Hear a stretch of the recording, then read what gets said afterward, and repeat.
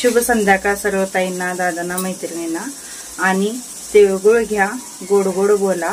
आज आहे मकर संक्रांत आणि आता संध्याकाळचे वाजलेले आहे जवळजवळ 8:30 पावणे 9. आता मी आलेले दुकानातून आणि माझ्या पोळ्या अजून करायच्या आहेत. आता मी पोळ्या करणार. कुकर लावलेला आहे. बटाट्याची भाजी करायची त्यामुळे कुकर लावलेला आहे. आणि सगळ्या ताईंना, दादांना पुन्हा एकदा मकर संक्रांतीच्या खूप खूप शुभेच्छा. तिळगुळ घ्या, गोड गोड बोला. श्री सर्व मावशांना तिळगुळ घ्या आणि गोड गोड बोला. मकर संक्रांतीच्या खूप खूप शुभेच्छा सर्व मावशांना व काकांना. चला तर आपण रेसिपीला सुरुवात करूया. आज मी तुम्हाला पुरणपोळी माझ्या हातची दाखवणार आहे.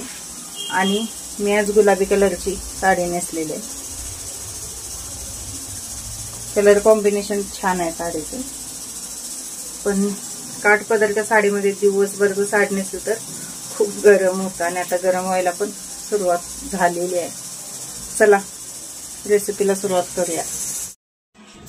मी आज अशी गुलाबी कलरची साडी नेसलेली आहे आणि गुलाबी कलरला मोरपंखी काठ आहे. खूपच छान साडी आहे आणि साडीची किंमत पण जास्त नाही, फक्त 1000 रुपये. पण साडीला शायनिंग असली भारी आहे. खूपच मस्त आहे. मला खूप आवडते ही साडी. चला तर पोळ्यांना सुरुवात करूया. सगळ्यात आधी मी 2 ग्लास हरभरा डाळ घेतलेली आहे, म्हणजे अर्धा किलो हरभरा डाळ घेतलेली आहे आणि पाणी गरम होण्यासाठी ठेवलेलं आहे. डाळ आपण शिजत घालताना गरम पाण्यामध्येच घालायची. गार पाण्यामध्ये डाळ अजिबात शिजत घालायची नाही, कारण डाळ शिजत नाही लवकर.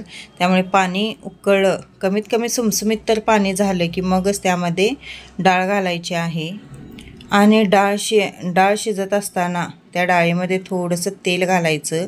त्यामुळे काय होतं, डाळ पटकन शिजली पण जाते आणि उत्तू येत नाही. मेन म्हणजे वर येत नाही ते. आणि सकाळचे बघू शकता तुम्ही 7:30 वाजलेले आहेत, म्हणजे 7 वाजलेले आहेत आणि श्री अजून झोपलेला आहे. आणि टी व्हीवर मी अशी गाणी लावते सकाळ सकाळी. त्यानंतर आपली डाळ शिजलेली आहे. डाळ बघू शकता तुम्ही एकदम अशी मेणासारखी शिजलेली आहे. आणि येळवणी काढून घेतलेली आहे आणि गूळ फोडून मी डाळीत घालून घेतलेला आहे. तुम्ही खिसून जरी गूळ घातला डाळीमध्ये तरीसुद्धा चालतो. आणि डाळ मात्र चांगली शिजवून घ्यायची, कारण जेवढी डाळ चांगली शिजेल तेवढा आपल्या पोळ्या मऊसूत होतात. नाहीतर डाळ चांगली शिजली नाही तर पोळ्या अजिबात व्यवस्थित येत नाहीत, फुटतात सारख्या. आणि थोडीशी साखर घालायची आहे आपण पुरणामध्ये आणि जरासं मीठ घालायचं आहे. कोणताही गोडाचा पदार्थ करायचा असेल तर मीठ घालायचं. आणि असा चमचा उभा राहिला की समजायचं आपलं पुरण चांगलं शिजलेलं आहे. आपलं पुरण चांगलं शिजलं आहे. आता मी काढून घेणार आहे. या पातेल्यातून मी काढून का घेत आहे तुम्ही बघू शकता. मी थोडंसं हलकं पातेलं, म्हणजे तळाला थोडंसं पातळ आहे ते पातेलं, त्यामुळे ठेवलेलं होतं तर ते जरासं खाली लागलेलं आहे. तर त्याचासुद्धा वापर झाला पाहिजे. आपण ते सुद्धा टाकून द्यायचं नाही, लक्षात ठेवा. जी येळवणी काढलेली होती ती मी त्यामध्ये ओतलेली आहे, कारण त्या येळवणीच्या पाण्यामध्ये त्याचा सगळा अर्क उतरणार आणि आपल्या येळवणीला खूपच अशी, म्हणजे आमटीला आपल्या खूपच छान असा स्वाद येणार. त्या पातेल्यामध्ये ते पाणी एक कमीत कमी 15 ते 20 मिनटं तसंच ठेवायचं आहे, जेणेकरून ते सगळं भिजलं जातं आणि त्या पाण्यामध्ये ते पुरण सगळं उतरलं जातं. पुरण थोडंसं गार होत आहे तोपर्यंत मी इकडं आमटीची तयारी करून घेत आहे. जाड बुडाचं पातेले किंवा कढई घ्यायची, नाहीतर माझं कसं आता हे पातेल थोडं तळात हलका असल्यामुळे खाली करपून बसलेलं होतं. त्यामुळे मी काय केलेलं आहे तर यातली येळवणी जी होती आमटीची ती यात काढलेली आहे, जेणेकरून काय होईल ते साईडचं सगळं ते भिजून त्यात जाईल आणि आपल्या आमटीला चव खूप छान येते त्याच्यामुळे.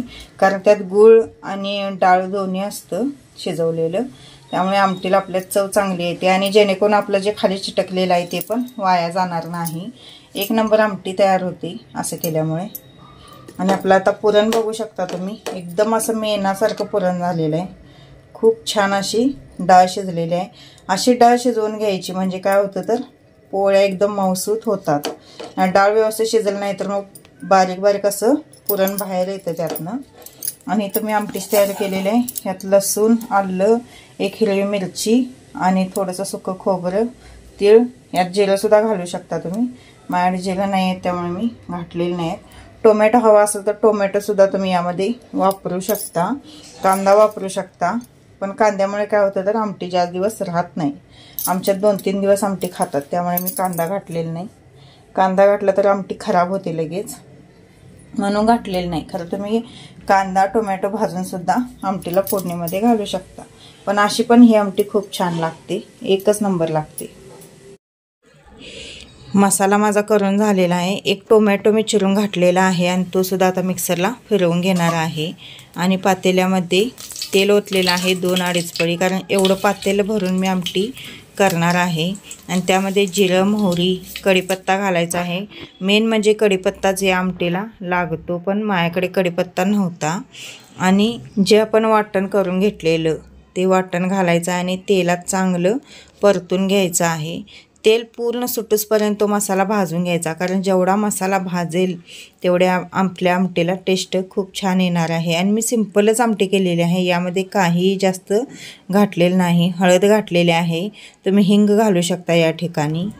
हळद हिंग गरम मसाला पाहिजे असेल तर घालू शकता. त्यानंतर आपलं जे लाल तिखट म्हणजे चटणी असते ती घातलेली आहे. आणि त्या काय नाही, आता हे पूर्ण तेलामध्ये तेल सुटूसपर्यंत भाजून घ्यायचं. आणि जी आपण येळवणी काढून घेतलेली होती ती येळवणी त्यामध्ये ओतून घ्यायची आहे.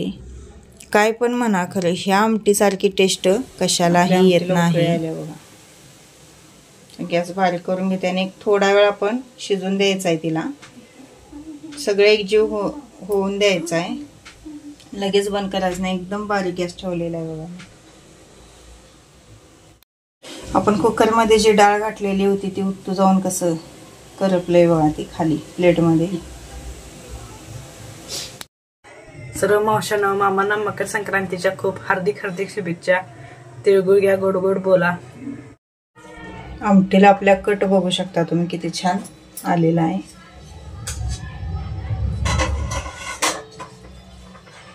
हे पहा, एकच नंबर आमटी आपली झालेली आहे. खूप छान झालेली आहे आमटी. हे आमटीला हलवायचं नाही, हलवलं की मग परत गरम करायला लागते, कारण हलवलं की मग ती खराब होते. आपण जर आता घेतलो खायला, आपण ढवळून घेतो तर लगेच परत गरम करून ठेवायचं. 8 दिवस आमटी अशी हाय अशी राहते, पण वेळच्या वेळी गरम करावं लागतं. आणि जेवढी शिजल, जेवढी शिळी होईल ती आमटी तेवढं खूप छान लागते. त्यामुळे शिजवून ही आमटी खायची असते. कमीत कमी तुम्ही 8 दिवस ही आमटी खाऊ शकता. आणि 8व्या दिवशी तर आमटी आणि भात एकच नंबर लागतो. श्रीला इकडं बसवलेलं आहे मी पुरण बारीक करायला, कारण मी आता 4 चपात्या करणार आणि दुकानात जाणार आहे. आणि संध्याकाळी येऊन मग पोळ्या लाटायच्या आहेत. हे पुरण आता असंच मी बारीक करून फ्रीजला ठेवणार आहे. त्यानंतर मी भेटत आहे तुम्हाला डायरेक्ट संध्याकाळी. आल्यावर आधी हातपाय धुतलं आणि बटाट्याचा कुकर लावून घेतलेला, कारण आपल्याला बटाटे भाजी करायची आहे. आणि एक बटाटा बघू शकता तुम्ही खराब झालेला आहे, तेवढाच काढून घेतला आणि लावला. परत मी जास्त काय बटाट्याची भाजी केली नाही, कारण रात्रीचं जेवण होतं, मग राहिलं तर सकाळी काय बटाट्याची भाजी राहत नाही. आणि संध्याकाळचे बघू शकता तुम्ही, या घड्याळात 9 म्हणजे 8:30 वाजलेले आहेत. आणि मी पोळ्यासाठी पीठ मळून घेत आहे. पोळ्यासाठी पीठ मळत असताना खूप जोर देऊन आपटून बडवून पीठ मळायचं. खूप असं मऊसूत पीठ व्हावं लागतं ते, तरच आपल्या पोळ्या खूप छान नाजूक आणि एकदम मऊसूत होतात. नाहीतर मग पोळ्यांचं पीठ व्यवस्थित झालं नाही, आपण व्यवस्थित त्याला मर्दून घेतलं नाही तर पोळ्या फुटतात. आणि पोळी करत असताना एक गोष्ट लक्षात ठेवायची की पोळीचं पीठ आणि पुरण एकसारखं व्हायला पाहिजे. म्हणजे पुरण घट्ट असेल तर पीठसुद्धा घट्ट पाहिजे, आणि पुरण पातळ असेल तर पीठसुद्धा पातळ पाहिजे. दोन्ही व्यवस्थित झाली तरच आपल्या पोळ्या व्यवस्थित येतात. आणि पीठ मळत असताना मी त्यामध्ये मीठ आणि तेल घातलेलं होतं कच्चं, आणि मग पीठ मळून घेतलेलं आहे. इथे तुम्ही थोडीशी तांदळाचं पीठ किंवा मैदा वापरला तरी पिठामध्ये अजिबात पोळी फुटत नाही, पण थोडीशी अशी वातड होते पोळी.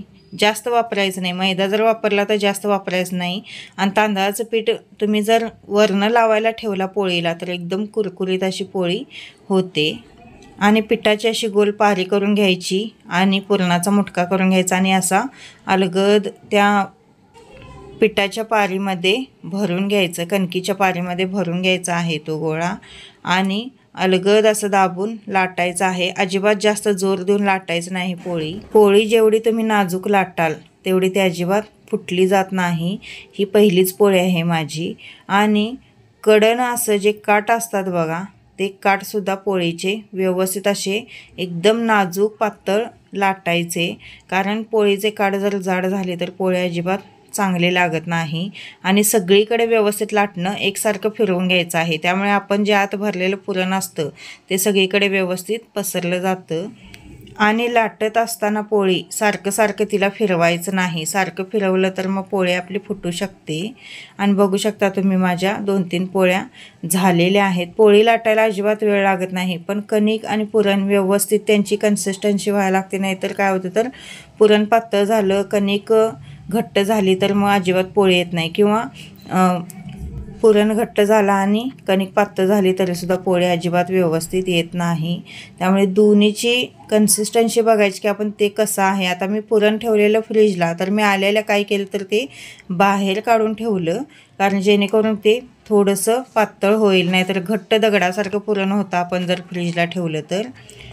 आणि इथे माझ्या पोळ्या लाटून झालेल्या आहेत आणि बटाटे भाजीसुद्धा झालेली आहे. आणि ही माझी बहीण आहे आणि ही तुम्हाला काय दाखवत आहे तर त्यांच्या इकडे तेलाच्या पोळ्या करतात. मग ती आमच्या इकडे तेलाच्या पोळ्या कशा करतात हे तिने मला व्हिडिओ टाकलेले होतं. तर बघू शकता तुम्ही, ती तेलाची पोळी लाटत आहे. त्यांच्या इकडे पिठाच्या पोळ्या अजिबात कोण खात नाहीत. तेलाची पोळी करत असताना तवा असा पालता घालावा लागतो गॅसवर. पण त्यांच्या इकडे भरपूर असं गारव्याला ते असं 4-5 किलोच्या पोळ्या करतात. पण त्यांना काय वाटत नाही, कारण की त्यांना सवयच झालेली असते त्या पोळ्यांची. तिने रात्री मला व्हिडिओ पाठवलेले होते आणि ते मी आता तुमच्यासोबत शेअर करत आहे. कशी पोळी झालेली आहे बघू शकता तुम्ही. छान होतात तेलाच्या पोळ्या, पण तेलाच्या पोळ्या गरम गरमच खाव्या लागतात.